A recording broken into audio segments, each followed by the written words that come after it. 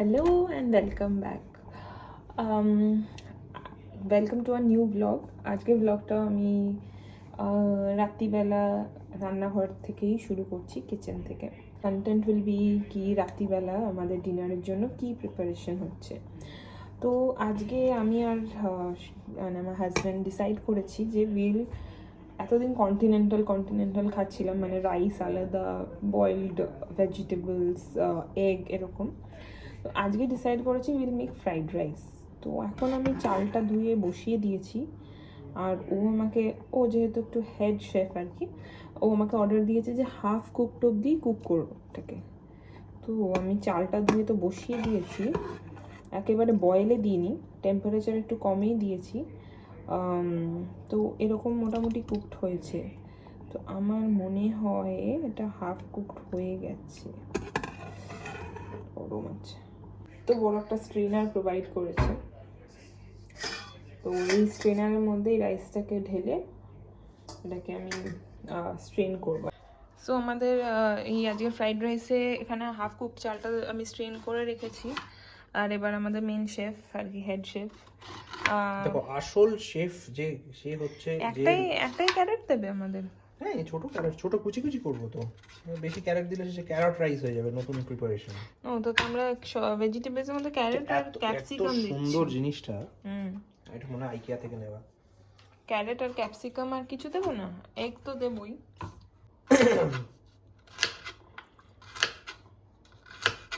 তেল পড়ে গেছে, কড়াইতে তেল পড়ে গেছে, অল্প তেল নেওয়া হয়েছে কারণ এটা ননস্টিক প্যান, আর বেশি তেল আমরা প্রেফার করছি না খাওয়াটা।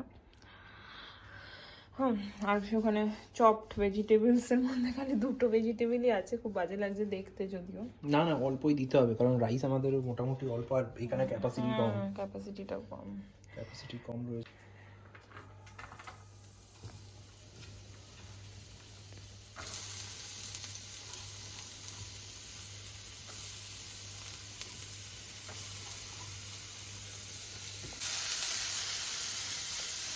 প্রো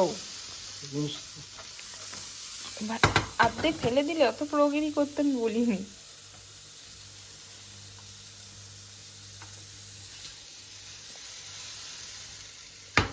এটা দাও, কি দেবো? এটা দিয়ে দিই। না এটা এটা না, আন্ডা দিয়ে দিতে হবে। এর মধ্যে আন্ডা আগে দেওয়া হচ্ছে। আন্ডা এই যে নিয়ে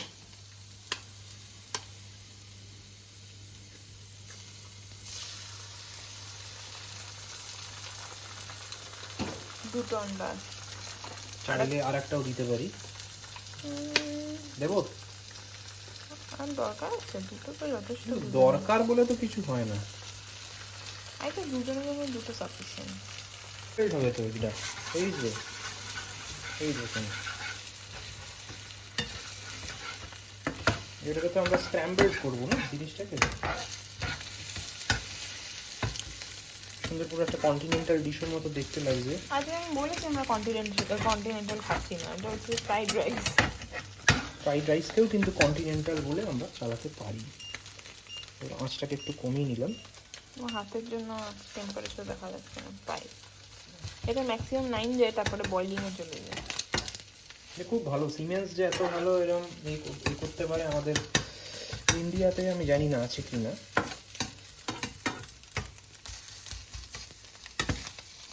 এবার এর মধ্যে রাইস, সেমি কুকড রাইস নেব।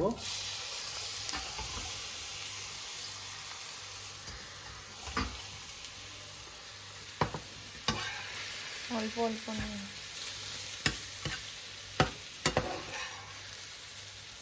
এটা হচ্ছে সল্টটা মনে হলো সাফিসিয়েন্ট হলো। এবার তলাটা আঁকড়ে আঁকড়ে যা হচ্ছে কিরম,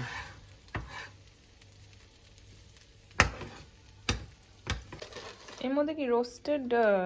এর মধ্যে ভাবছি একটু এরকম করে বাদাম দেবো কেটে কেটে। ও আমাদের এটা ফাইনাল এরকম হয়ে গেছে, সাদা সাদা। হ্যাঁ, আমাদের সাদা হয়েছে বাড়িতে। একটু পেরি পেরি সস দেবে না? সবেতে পেরি পেরি দিতে লাগে, হুদো লাগে। সবেতে পেরি পেরি দিলে কি ভালো লাগে? বাদাম বাদামে নিজস্ব সল্ট আছে তাই ও আমরা ইয়ে দেবো বললাম না, ধনে পাতা কোনটা এটা? ঠিক এরকম করে পোহা বানানো যায় বাড়িতে। আচ্ছা, আর ইয়োগার্টটাও বের করে রাখি। ইয়োগার্টটা কই যাবে? Yogurt low fat.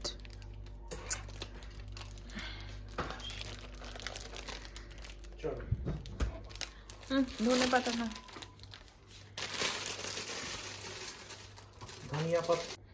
ধনে পাতার ডাঁটিগুলোকে ফেলে দিচ্ছি, এগুলোকে আর দিচ্ছি না।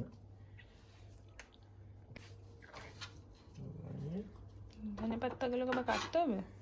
একটু মিহি করে দিলে ভালো লাগবে দেখতে।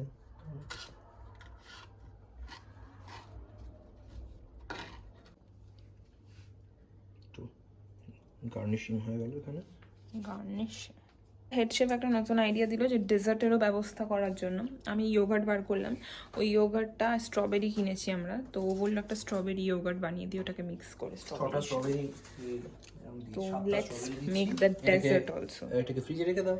এই যে কি সুন্দর লাল লাল স্ট্রবেরি, 2.5 পাউন্ডসে কেনা, ভালো খেতে, মিষ্টি একেবারে, রেড স্ট্রবেরিজ। মনে হয় বাচ্চার মাথার চুল ধরে ধরে টানছি, মজাদার লাগে দেখতে। ঠিক আছে, একটু এটাকে ওয়াশ করে নিই হালকা, যদিও স্ট্রবেরি কাটিং পর্ব। স্ট্রবেরি কেটে রাখা হয়ে গেছে, আর এই আমাদের ইয়োগার্টটা দিয়ে কি করা হবে? এই ইয়োগার্টটা নিলাম, স্ট্রবেরি ইয়োগার্ট তৈরি হয়ে গেল। তো স্পুন চাইলে কেন আবার? কারণ মিক্সিং এর জন্য। এবার স্পুন, দই পুরো পাতলা জল টক দই এরকম আমাদের, তাই একদম। এটাকে নিয়ে জাস্ট এই মিক্স করে নাও, আর 1 চামচ করে খেতে থাকে। চলো এবার খাওয়া শুরু হোক। এটাকে পুরো উঠিয়ে নিতে হবে কিন্তু রাইস আজকে, এটাকে পুরো তুলে বেশি হয়ে গেছে নাকি? না না, কমই আছে, পুরো চিড়ের পোলাওয়ের মতো লাগবে আমার। আক্কা যেরকম বানায় ওই এই জিনিসই বানায় তো ব্যাস, আমাকে আর দেবে না। আর একটু নিতেই হবে। মাই গড, কেমন হয়েছে খেতে? খেতে তো দারুণ হয়েছে, নিজের হাতে রান্না আর কত সুখ্যাতি করবো। ভালো টেস্ট হয়ে যাবে। দেখি, আমি টেস্ট তো করিনি, একটু টেস্ট করে দেখ।